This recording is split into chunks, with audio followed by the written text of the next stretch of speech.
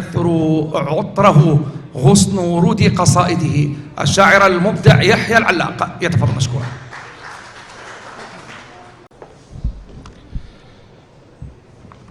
النصر عليكم ورحمة الله وبركاته.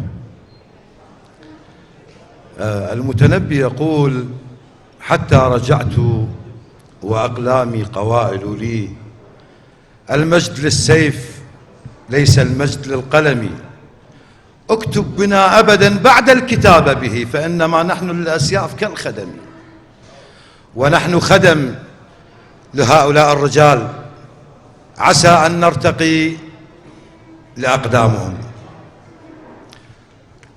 لا تصدق بكل من قال مختلفين،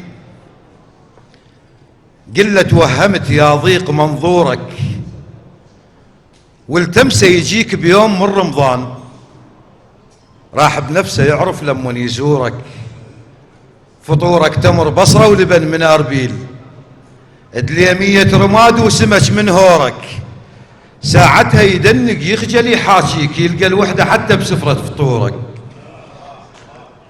وإلى الذين هللوا بداعش وخسروا أنفسهم وأهلهم، ها بشروني هسه شلونكم زينين؟ تفرحون بسؤالي لو يأذيكم، ما طول عليكم، هن وحدة اثنين وبعد قد البعد ما أعتب عليكم.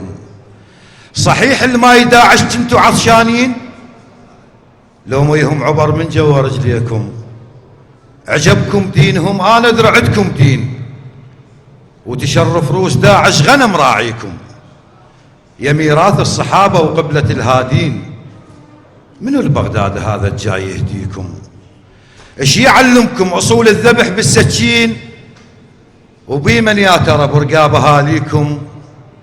بايعتوا خلافة دولة القذرين، لحياهم وتنشز ويا معانيكم، المسيح اخوانكم بالارض والتكوين، صدق طلعوا غرب مو منكم وبيكم؟ سمعتوا بالنجاشي وقصته لو ناسين، النبي دنك خجل يم عيسى يرضيكم؟